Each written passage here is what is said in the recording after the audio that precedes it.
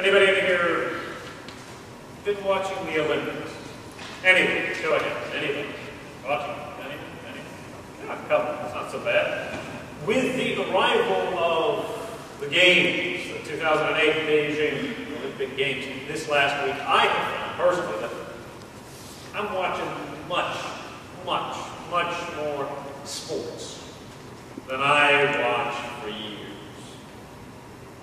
You know, I'll watch a game now and again, but it's just constant. And it's not just that the volume of sport input is different, but it's that I'm watching sports that, honestly, I would not feel even vaguely motivated to watch in those non-hype Olympic moments.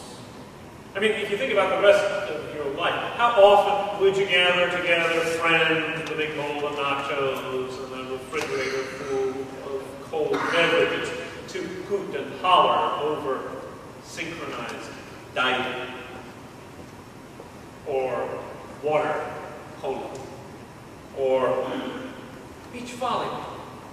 Why is that I mean, it's a big deal, but why is it a big deal? I mean, it's volleyball. You play it on the beach, and yet suddenly it's this event. And there are all manner of games that aren't run-of-the-mill stuff. They're unusual events followed on by unusual events. And yet, as I watch this great, diverse mix of different possible games, seemingly every single game or sport that's ever been played by human beings, it struck me this week that there was one game missing. There's several, but this one struck me. It's one of the oldest games in the book. It's older than chess. It's older than Go or any of the classic board games. It might be older than tag. And I can recall playing this game out on the playground in elementary school with all of my fellow first and second and third and fourth graders. It's a simple game. And as I recall the rules of it, it goes like this. Somebody on the playground yells, "Boys against girls!" And then the boys would chase the girls away. Or the girls would chase the boys away. Or some crazy mixed up combination of the two. And it was an easy game. It was really easy because you didn't have to worry about figuring out who was on which team. That selection, that selection process that's so difficult. I want this person on my team. Well, no, I don't really want you. Well, you have that. That's all out of the way. The selection has already been made on a genetic level. You just go with the team and you run around screaming and hollering. And when I was a kid, that game spawned all sorts of other related games. There were soccer variants. There were basketball variants. There were kickball. When I was in school, well, I mean kickball. Boys against the girls kickball. Then boys against the girls tug of war. As long as it was boys against the girls, somehow that added more meat to it. You make sure one team is XY chromosome and the other team is XX chromosome. And then there was something about that elemental that got everybody all fired up. You'd shout across at the other team, across that defining line of gender, and you'd talk gender smack. You'd crow about the basic stupidity and incompetence of everyone on the entire other half of the human equation. And even though, as a kid, I knew, because my mom had made sure to teach me, that girls were pretty cool. And also, in significant ways that I would discover later, far more entertaining to spend time around than my male brethren, I still liked those games with their difference. It was so elemental. It was so basic. And after all, it was just a game. It was just fun. The problem, though, is that Even though this game is probably played in a variety of places around the world, all around the world, children grow up. And after a while, it stops being a game. And it gets to be rather less fun.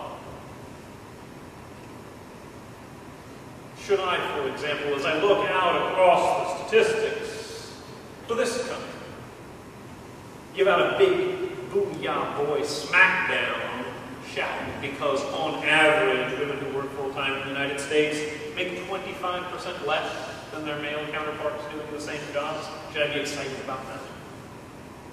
Or maybe if I look out across how this game is played across the world, should I be filled with the thrill of boy victory that comes with the knowledge that of all of the people in the world who can't read because they've never been taught, 2/3 of them are women. We win by a whole third. Let's rock. Should I be excited about that? The game becomes something unpleasant when it stops being play and starts becoming a way to keep half of the human race eternally subordinated to the other. And it's not just Islam with its hijabs and its veils that does this. It's much of world Christianity as well. For us, a few leaders, mostly men, take a few proof texts from the later writings of Paul and a whole series of centuries and millennia of just it's the way we do it. Decide that women are eternally and forever subordinate to men. No Christian woman is allowed to give instruction to a Christian man. No Christian man is allowed to take instruction from a Christian woman. And oddly enough, it is the cultures that insist that that is exactly what Jesus wants, but somehow at the same time are the cultures that traditionally do that anyway, before Jesus came on the scene at all. Doesn't matter who a woman is, it doesn't matter what her gifts are, they just don't count quite as much. And in reading from Matthew today, I find myself wondering, have the leaders who assert this ever actually read this passage where Jesus interacts with a woman from Canaan? It's an odd passage. One, because Jesus is talking with a woman who has no place in his culture at all. This is someone with two very big strikes against her. She is a Canaanite, a Syrophoenician, from the area up near the coast, the Mediterranean coast. And she's not an Israelite. She's got no place in Israel. She is not part of that chosen people. And she's also a woman, which means back then she was little more than property. She of herself would have no rights. Not in Israel, and not among the peoples of Canaan. She was nothing.